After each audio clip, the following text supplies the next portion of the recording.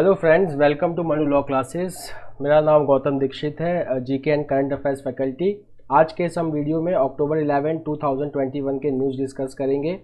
कुछ important news की तरफ जाते हुए हम कुछ न्यूज़ ऐसी हैं कि which has the relation with the news which has happened in the past. So I see this news जो बहुत ही इंपॉर्टेंट है, that farmers in the east see little hope in still. यहाँ पे ईस्ट का मतलब होता है कि east India. So if you see the eastern Indian farmers, तो यहाँ पे Bihar, waste Bengal, Orissa, Chhattisgarh, Jharkhand, eastern Uttar Pradesh states की बात हो रही है। एंड स्टिल मतलब जो फार्मर्स प्रोटेस्ट पिछले एक साल से चल रहा है to protest against the 3 new farm laws which has been passed by the parliament since a year. So farmers are protesting in Delhi as we have seen in the news कि लखीमपुर खेरी में भी फार्मर्स प्रोटेस्ट कर रहे थे, जिसकी वजह से वहाँ पे because of the accident 8 people have lost the life. हम उसके बारे में भी न्यूज़ में पढ़ेंगे। सो इन दिस न्यूज़ यहाँ पे ये बताया गया है कि जो हमारा एक मैकेनिज़्म है, the government has a mechanism of procuring the agriculture produce from farmers and giving them minimum support price और MSP। तो यहाँ पे अगर एरियाज़ की बात करें, so if we see the north western area या north west India like Punjab, Haryana and western Uttar Pradesh, तो उनको इस MSP पॉलिसी से means minimum support price policy से बहुत ज़्यादा फ़ायदा हुआ है as compare to Bihar, waste Bengal, eastern Uttar Pradesh. तो यहाँ पे क्या हो रहा है कि जो फार्मर्स का जो पूरा प्रोटेस्ट है against the 3 farm laws, it is basically that farmers want this MSP as their legal right.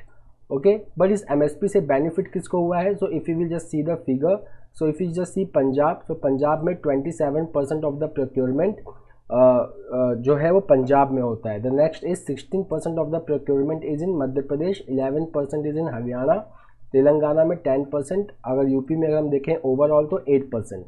Now if you just talk about Bihar and West Bengal which are the eastern state, यहाँ की जो प्रोक्योरमेंट है, procurement का मतलब होता है कि जब गवर्नमेंट डायरेक्टली फार्मर से खरीदती है through Food Corporation of India, तो यहाँ का जो प्रोक्योरमेंट है it is just 2% of the total national procurement. Okay, second problem जो यहाँ पे होता है specially that why the problem is very acute in eastern India. तो देखिए, the farmers, the government it buys from states like Punjab, Haryana and then जो PDS होते हैं, पब्लिक डिस्ट्रीब्यूशन शॉप होते हैं, जो वहाँ पे ये सब्सिडाइज्ड प्राइस में लोगों को अवेलेबल है। तो जो फार्मर्स हैं बिहार और वेस्ट बंगाल के, they are forced to sell their produce based on the PDS price. अगर हम PDS प्राइस की बात करें तो it is like 2 kg for rice, 1 kg for wheat. So इस रेट के हिसाब से उन्हें सेल करना पड़ता है अपना produce. So for example, if throughout India the MSP for rice will be like 1800 per quintal, तो बिहार में that price will be quite low, it will be like 1500 per quintal. So farmers are facing the double whammy, या दो side से उनका disadvantage हो रहा है। अब इसका सॉल्यूशन क्या है? So if you will just see the solution, तो इसका सॉल्यूशन है डिसेंट्रलाइज्ड प्रोक्योरमेंट। डिसेंट्रलाइज्ड प्रोक्योरमेंट का मतलब कि अगर बिहार के पब्लिक डिस्ट्रीब्यूशन शॉप में, पब्लिक डिस्ट्रीब्यूशन शॉप वो शॉप होती है जहाँ पे the food grains are available at subsidized price. So उस शॉप में जो वीट या राइस जो गवर्नमेंट को बेचना है, that should not be procured from Punjab और हरियाणा और western Uttar Pradesh, that should be procured locally, that it will bring benefit to farmers and consumer in the eastern region. Now if we just see that 10% of all food grains are allocated under the NFSA, they went to Bihar while 7% went to West Bengal। तो जितना procurement हो रहा है, अगर हम देखेंगे procurement में सबसे ज़्यादा बिहार और वेस्ट बंगाल आगे है, सॉरी एलोकेशन में सबसे ज़्यादा बिहार और वेस्ट बंगाल आगे है, बट प्रोक्योरमेंट में यहाँ पे गवर्नमेंट प्रोक्योर नहीं करता है, it is just 2% of the total procurement by the government. Okay, now we are following the news of Lakhimpur Kheri and the Supreme Court had expressed its concern about the police investigation taking place. Then in response, Supreme Court had taken the suo motu cognizance of the issue which had killed 4 farmers and 4 other peoples. इसके बारे में आज editorial भी आया हुआ है. So now acting on the Supreme Court's directive, now Ashish Mishra, who is the son of Union Home Minister of State Ajay Mishra, now he has been sent to the 14-day judicial custody by the local court, and he has been arrested due in connection with the violence which occurred on October 3 in Lakhimpur Kheri district. Now Lakhimpur Kheri district, it comes in Uttar Pradesh. It lies in Tarai region of Uttar Pradesh, and it is the largest district by area in Uttar Pradesh. Now when we will be doing the editorial related to this UP violence, we will come to know that how the judicial intervention has helped in speeding up the investigation in the case. And अभी भी police investigation proper होने की ज़रूरत है, because there are different versions coming related to this incident. So we don't know clearly that some people are saying that some people threw the stone on the convoy of minister and then it led to the accident. Some are saying earlier the accident happened, after that farmers they attacked the convoy, so 4 people were killed in that violence. So we just don't know that what is the exact incident which has taken place, for which police investigation, impartial police investigation is very necessary. फिर हम editorial में इसके बारे में भी पढ़ेंगे कि the police has to carry out its job very efficiently and impartially, because Ajay Mishra is the incumbent Union Home Minister of State in central government. Now we read the news last time also that there is a fear of power cut in India because of shortage of coal. We already know that 70% of the electricity produced in India is based on coal. Now the coal, there is a coal shortage because of above more than normal rainfall in the month of September, because of which the coal production has taken a hit. Second, the imported cost of coal has increased by 40%. It has increased by 40%. Then we also read that 50% of the thermal power station in India, they had the coal inventory of less than 2 days. Now the government has come forward, the Ministry of Power under R.K. Singh, and then Ministry of Coal under Prahlad Joshi. These two are very important name. They can be asked in exam also, तो आप इनको please note कर लीजिए. Now they have come out and they have said that no, currently the thermal power stations in India, they have the sufficient coal for 24 days, and along with that the Coal Ministry and Coal India is the public sector unit for involved in the production of coal. Now they have promised that coal availability will be available in coming days to meet the demand of power plants. Now one of the main reason, अब इसमें जो आप लोगों को note करना है कि अगर एग्जाम में क्वेश्चन आ गया कि what was one of the important reason for this coal crisis which is happening in India. So 2 reasons are there. One, more than normal rainfall. अगर rainfall बहुत ज़्यादा होता है तो mining activity सफ़र करती है, आप mining कर नहीं सकते if there is heavy rainfall in a coal mines, in a coal mining area. The second is कि जो imported coal का cost है, it is now more than 40% because of the high demand of coal in the world after the second COVID wave. So these are the reasons that why there was a scarcity of coal. Now if the production is increased in the subsequent months, so by the 3rd week of October, the Power Ministry and Coal Ministry, they have said that there will be no scarcity of coal. Now India China discusses the LAC disengagement. यहाँ पे LAC का full form है line of actual control. So line of actual control is the loose demarcation of border between India and China. It is divided into 3 sectors: western sector, middle sector and eastern sector. So western sector means Ladakh, middle sector means Himachal Pradesh and Uttarakhand, and eastern sector means Arunachal Pradesh. So right now the issue, the confrontation between India and China was in eastern Ladakh. Now there was already a 11th and 12th round of corps commander talk between India and China, which led to disengagement in Pangong Tso Valley, Pangong Tso Lake and Gogra. Now this 13th round of talk is focusing on the disengagement in the area which is called as Hot Spring. Now 2 other areas are there where disengagement has to take place. One is Despang and one is Damcho. Now Indian Space Association, भूमंडल से ब्रह्मांड तक, it has come as an advertisement, but now this is very important that what will be the role of Indian Space Association. So Indian Space Association will, okay, it aspires to be the collective voice of the Indian space industry. It will undertake, इसके देखिए objectives क्या होंगे, it will undertake policy advocacy and at the same time it will engage with all stakeholders in the Indian space domain. Now the government of India has followed the policy of allowing the private sector for manufacturing of satellites, for building satellites. Okay, so now we require an association which take care of all the stakeholders including government and its agencies and private sector. The goal will be to make India self-reliant and technologically advanced and a leading player in the space arena. Now the news about the Quad. So we already know that Quad is an alliance of 4 countries: US, India, Australia and Japan. Now after that, AUKUS, AUKUS, Australia, UK, US Security Alliance, a trilateral security alliance, has already been announced by the US, in which the nuclear propelled submarine will be supplied to Australia. Now what is the difference between Quad and AUKUS? Now this talk is going on for a month now. When the US Deputy Secretary of State Wendy R. Sherman visited India, so now there is little bit clearance from the United States also that how Quad is different from AUKUS and how it is going to shape the geopolitics of Indo-Pacific region, which is under threat, especially after the rise of China. So यहाँ पे जो important point है जो आपको ध्यान रखना है कि Quad is a non-defense, non-military arrangement.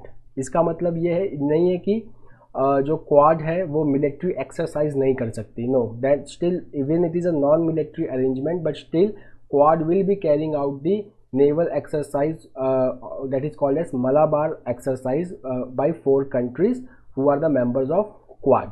Now the second is that what is the focus of the Quad. So see, the focus of the Quad is not only related to the security in Indo-Pacific region, but it also focuses on vaccine, infrastructure, creating supply chain in Indo-Pacific region, technology and climate.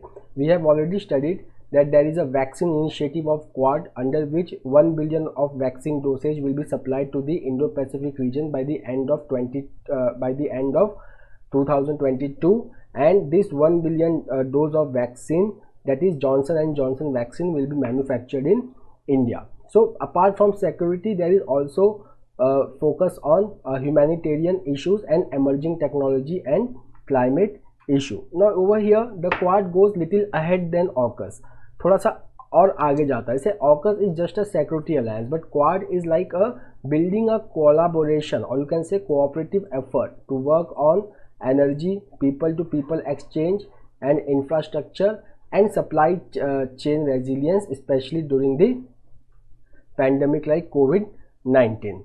Now if we just see AUKUS, so who are the members of AUKUS? So the members of AUKUS are Australia, UK, US. Okay, it is the clearly a security alliance. Its agenda does not include any humanitarian agenda also. Okay, so this is the next point. Now these are again the points which we have already covered, that the Quad will be focusing on vaccine, technology, supply chain resilience, humanitarian assistance and disaster response and relief.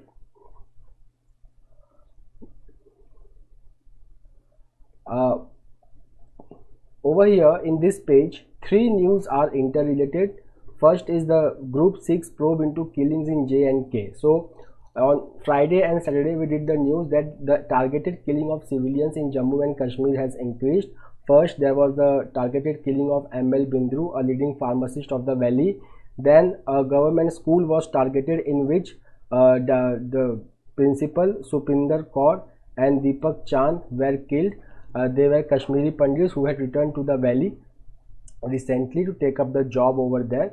So the targeted killing of civilians has increased, and for the first time in 2021 the killing of civilians is more than the killing of security personnel. So over here a group, okay, there is a civil society group in Kashmir called as Group of Concerned Citizens. They have condemned the growing civilians killings, and they have demanded the time-bound probe into these killings. They have also urged the government to catch the perpetrators, and who are these murderers, and bring to them at justice at very earliest. Now the second important news which is related to it is that we have already done this news in past also, in last week also, that the militant activity in Jammu and Kashmir, especially in the valley region, has arisen. Second we have done is that Islamic State is increasing its presence in Jammu and Kashmir region, especially using cyber domain. Now these two news are related. Now after the targeted increase in targeted killings of civilians, now National Investigation Agency carried out a multiple search in the valley, and they have arrested 2 people, okay, and from them an improvised explosive device or IED has been recovered, which and they are Lashkar-e-Taiba militant. Now at the same time we can see a new terrorist group is rising in J&K, which is called as the Resistance Front or TRF, which is the shadow group of Lashkar-e-Taiba and backed by Pakistan. The second is, now see, this is more disturbing news, that 3 men have been arrested for links with Islamic State. When the targeted killing in Kashmir increased, some of the groups, 2 different groups claimed responsibility for the killing. One was the Resistance Front, as we have discussed on Saturday. The second was Islamic State of Jammu and Kashmir. Now over here, if you will see that the 3 persons who have been arrested, they have their alleged association with the Islamic State, which is banned in India. So it is a banned terror organization in India. The second is that what is the plan of Islamic State? Okay, now see, the banned IS had hatched a conspiracy to radicalize and recruit the Muslim youth to act against the Indian state. Now this is the strategy of Islamic State. Now how they are going to radicalize the youth? So they are going to use using the cyber space to radicalize the youth. Now this is again one of the important news, that this is the 13th round of Corps Commander talks. Now after the Galwan Valley clash, which happened in May 2020, series of Corps Commander level talks between India and China has taken place for the disengagement at LAC, means returning to normal positions at LAC. Now LAC or line of actual control, the problem with LAC is that it is not properly demarcated, and different countries have different perception of LAC, which leads to standoff between 2 countries. Now the 11th round of talk, it focused on disengagement in Pangong Tso Lake. The 12th round of Corps Commander talk, it focused on disengagement at Gogra Point. Now the 13th round of talk is focusing on disengagement at Hot Spring area. Apart from this, there are several other friction points. Those are Demchok and Depsang. So Demchok and Depsang, they are legacy issues. Legacy issues means that they are not very easy to solve. There are some problems from past also, which has led to the standoff in Demchok and Depsang. Now Demchok is actually one of the 2 mutually agreed disputed area in eastern Ladakh. This is very important. Demchok, both the party recognize that Demchok is a disputed area, and Depsang is one of the 8 friction point. Now in Demchok, the Chinese have started the activity that in Demchok there are claims that Chardingla area, there is an area which is called as Chardingla. So on the western side of Chardingla, China has set up the tent, okay, in the Chardingla Nala. At the same time, on Saturday we have done this news that General Narwane, who is the chief of the army staff, he has observed that the Chinese are increasing their troops and building the infrastructure on the large scale on their side of LAC, and in turn making the line of actual control as the line of control. And he has said that in response, India will also increase its presence in LAC area.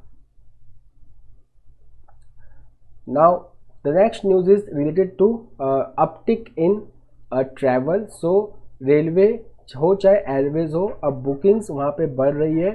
So this shows that this bookings which are surpassing which is more than the pre COVID-19 level. This shows that demand for air travel and rail travel are increasing. This is mainly because of arrival of festive season.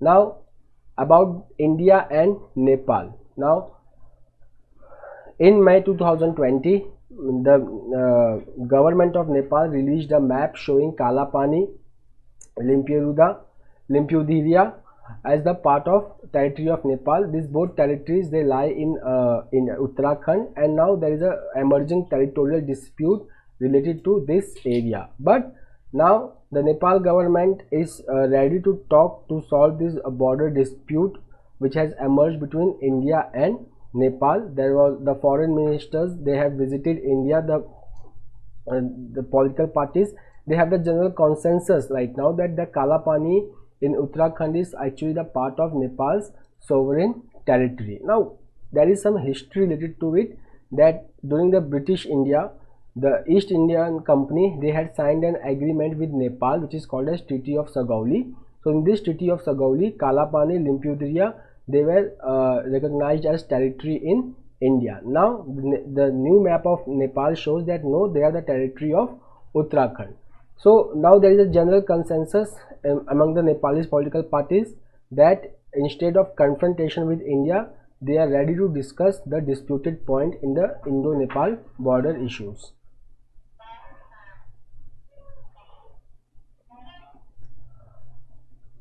The next news is about the R value. Now let's first understand what is R value. R value is also called as reproduction number. It is also called as reproduction number.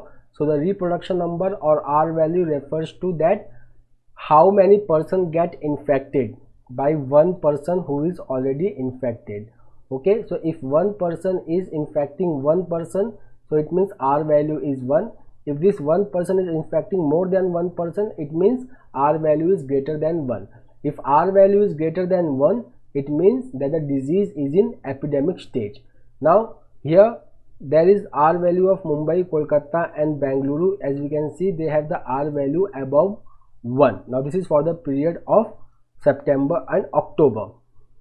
Okay, and September and October. So the R value was greater than 1. It means that though the COVID-19 cases are going down, but due to arrival of festive season and because the R value is still greater than 1, the situation can become worse in coming days if the control and COVID appropriate behavior is not followed. Now what about Delhi?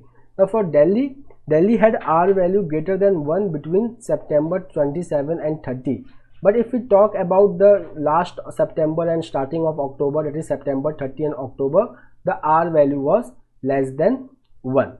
But in India, there is some problem that there are certain regions which is isolated and where there is less population. This region has to be taken extra care because over here the situation can become worse anytime the R can exceed the value more than 1. Now the next news is about the condition of mining area. It is actually a case study in Odisha's Keonjhar district. There is a iron mine which is called as a Gandhamardan mines located in Keonjhar district of Odisha. Now because of this mining, what is the impact of mining on the local tribal area? Now this article is reflective of that in spite of mining, which generates enough money, which is like more than 5,000 crore of industry is there, iron mining industry is there, but the conditions of the local tribal is very bad. Many of them are dying and no care has been taken.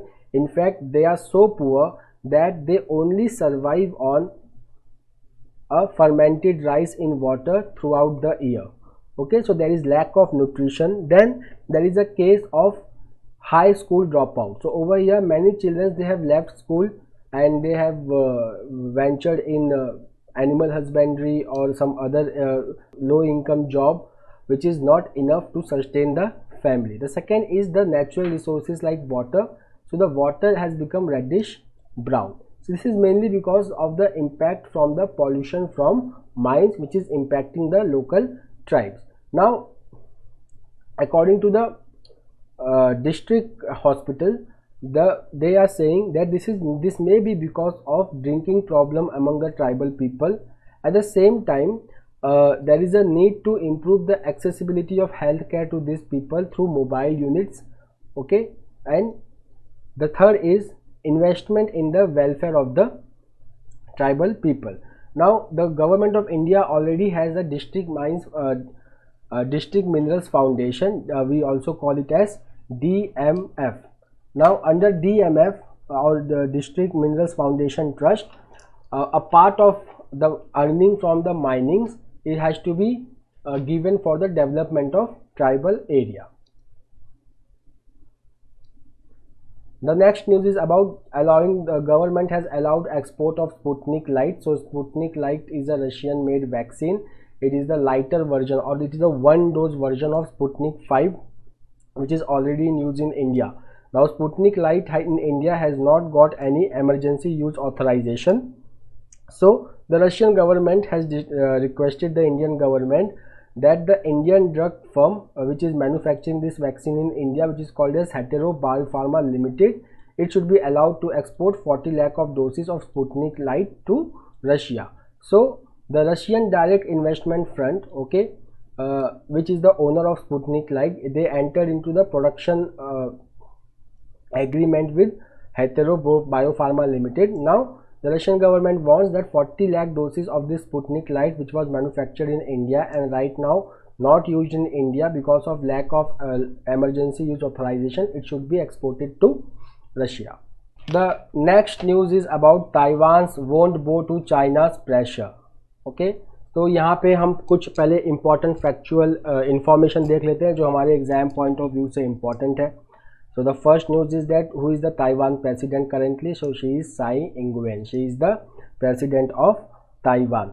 Now, then the second news is that what is the national? When is the National Day of Taiwan celebrated? So it is celebrated on 10th October. The third news is what is the capital of Taiwan? Then it is Taipei. Then the next is that what is this One China policy? So for understanding the One China policy, we have to understand the history of Taiwan. So for understanding the history of Taiwan, we have to focus over here that on October 10, which is marked as the National Day in Taiwan, and it is celebrated in China as the anniversary of 1911 Xinhai Revolution. Now this Xinhai Revolution, 1911 Xinhai Revolution, why it is important? Because it led to the fall of Qing dynasty of China and it established Republic of China. But after that, around 1949, there was a Chinese civil war in which the Communist Party of China won, and the government which was representing the Republic of China, led by Chiang Kai-shek, who was heading the Kuomintang.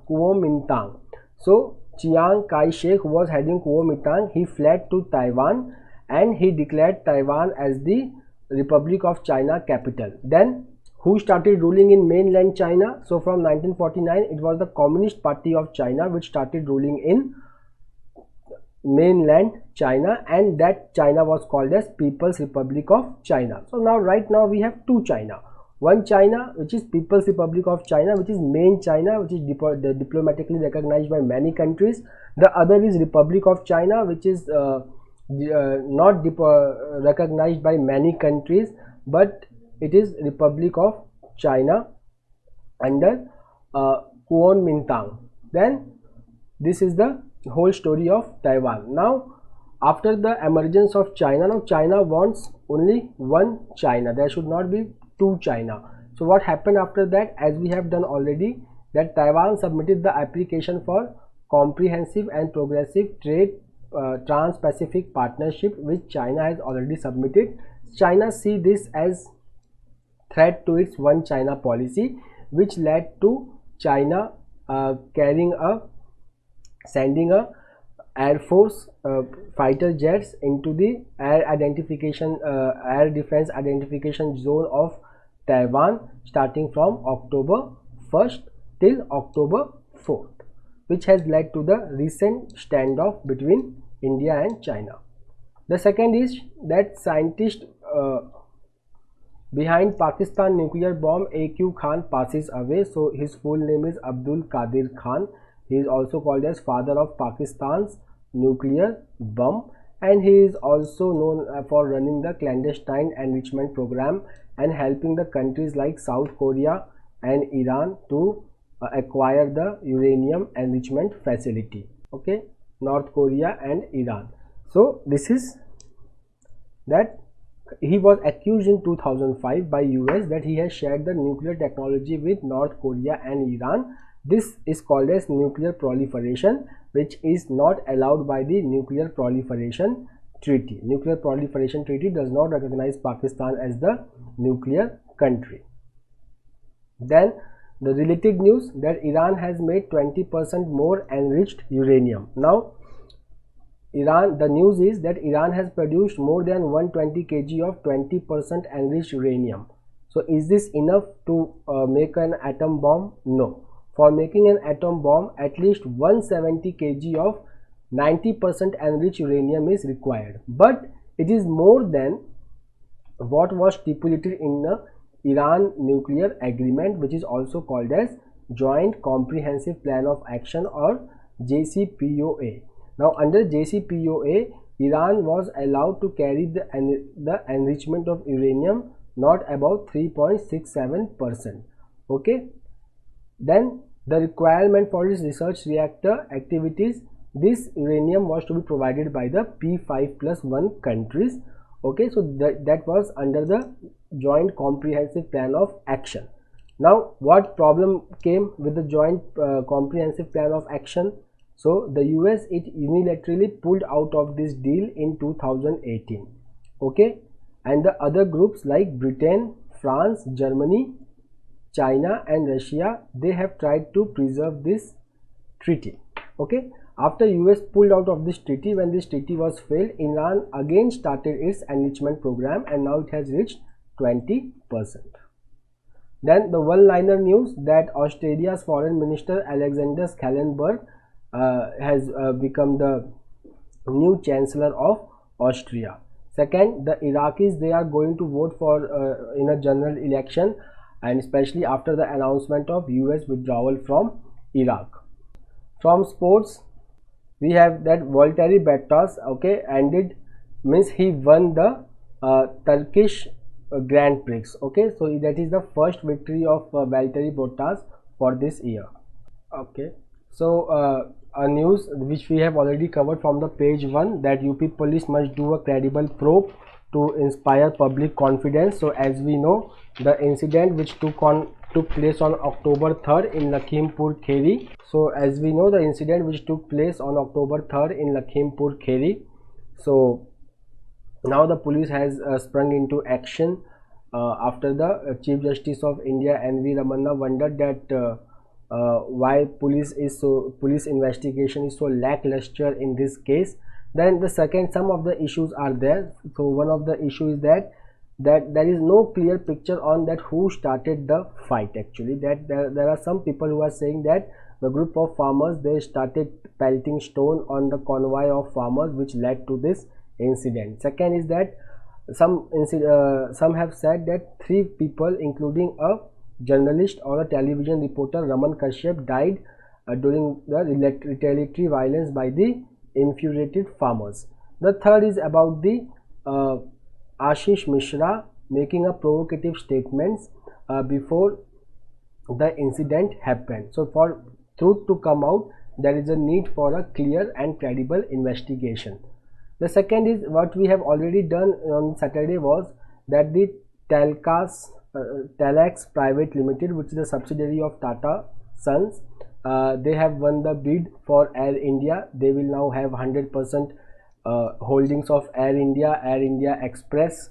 Along with, they already have 2 airlines, substantial investment in 2 airlines. One is Air Asia and the second is Vistara. Now the acquisition of Air India will give Tata 27% of market share in India. The deal is like the 18,000 crore deal, out of which 15,300 crore will go for debt repayment and 2,700 crore will go to government. Now the next is that the center which has exited from operating from aviation sector. It tried first in 2018 to sell the Tata, but only 75% of the stake. But no, there were no bidder for this 75%. Again in 2020 they came up with the sale of 100% stake, which was finally won by the Tata Group.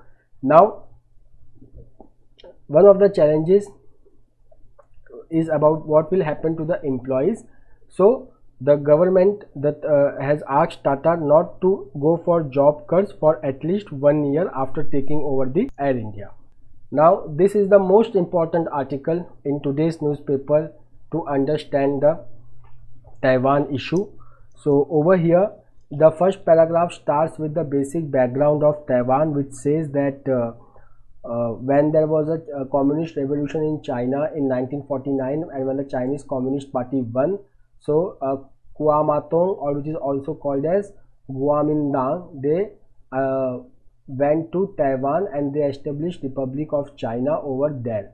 And the CCP, means Communist Party, they established their rule in mainland China. Now what is the role of what is the current role of superpowers like US and China? So the Taiwan, it enjoyed prominence until the Korean War of 1950 and 53, but after the end of this war, the US recognized the People's Republic of China or mainland China as the legitimate government of China in 1979. Okay, and this means the earlier diplomatic relations with Taiwan was abrogated. But US had said to Taiwan that whenever it will be in need, US will come to its help. So there is the ambiguity from US that whether US is with Taiwan or US is with China. The second is about the China, that China says that it wants peaceful unification with Taiwan, but the incident which has happened from October 1st sends a very ambiguous signal that whether China wants it peacefully or China is intimidating Taiwan. Okay, so this is the ambiguity from Chinese part. The second is about the economic link. Over here, if you will see, the investment of Taiwanese business in China is very huge, which is like US dollar 188.5 billion, and the bilateral trade is around US dollar 150 billion, which is about 15% of Taiwan's GDP. But if we just say the investment of Chinese in Taiwan, it is just US dollar 2.4 billion. It means what? That Taiwanese, for trade purpose, they are totally dependent on China, which gives China an upper hand, which knows that China can use the trade as a way to inflict economic pain on Taiwan if Taiwan tries to drift away from China and tries to achieve independence status. The next is there is some domestic politics involved. Okay, now in understanding today's Taiwan situation. Now if we just see the Taiwan, so there are two parties in Taiwan. One is KMT. Okay, so KMT is Kuomintang Party.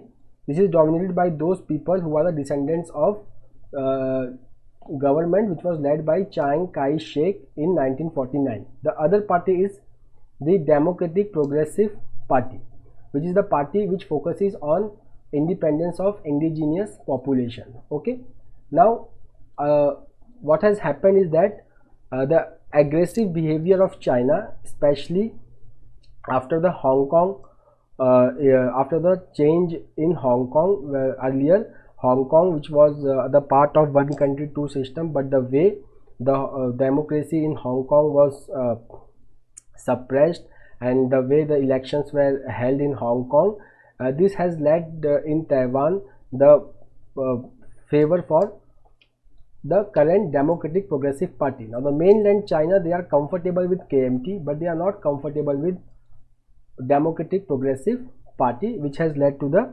present standoff.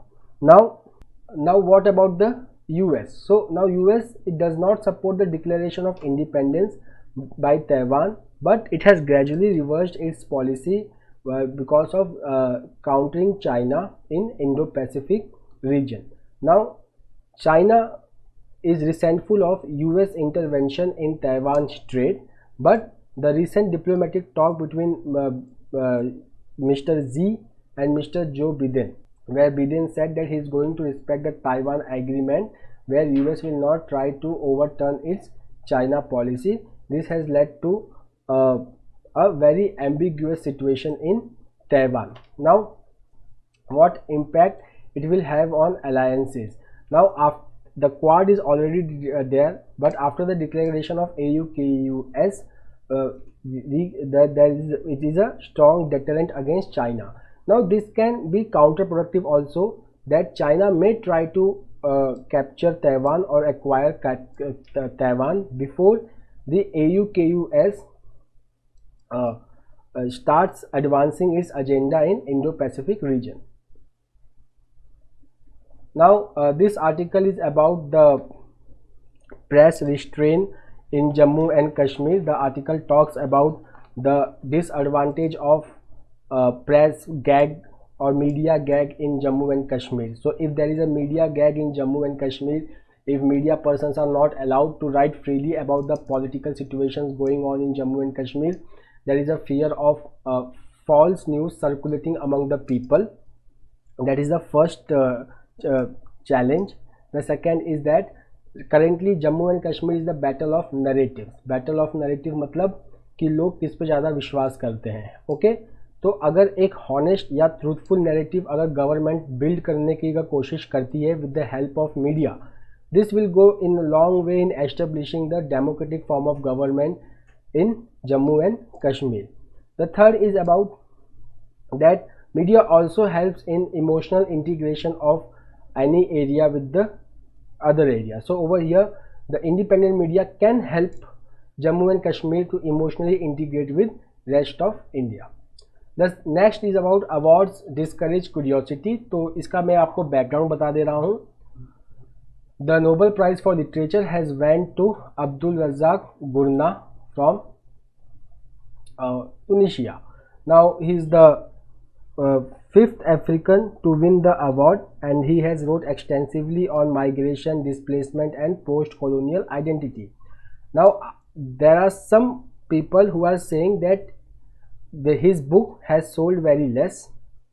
Okay, there are some people who are saying that number of sold copies is not the hallmark for anyone who will be deserving for Nobel Prize. Now in the last section, the author tries to highlight that we come to know about good books, good work only through awards. Okay, and the second problem is that the problem with award is that complete failure in creating curiosity among the readers. Okay, the curiosity is always for the award of the award for the individual winner and purpose of reading or literature in general. We who are living in neoliberal capitalism society, we momentarily read the book and then forget the author. In India also the condition is same, that award which recognize the good works of the people, we just trying to forget them, and the reading culture is not developed. So this is the problem highlighted in this article. Then last one is the consumer confidence improves marginally. So according to the RBI report, the consumer perception about the economy is improving. So if we will see that 72.3% of the respondents still say that they are pessimistic about the economy, but this number has gone down from 2020. Same in employment perception. There is a perception that employed persons in urban areas are increasing, but there is some negative perception also that employment and job levels are yet to reach pre-pandemic levels. Then about price and income perception, so the percentage of people has increased who are saying that price level of commodity has increased, and also the income level had decreased. Then about the future expectations, so about 3/4 of the respondent had said that price level is going to continue to rise in this year. Okay, according to the RBI data. So that's all for today. We will meet again tomorrow with the new Hindu analysis. Till then, take care and have a nice day. Thank you.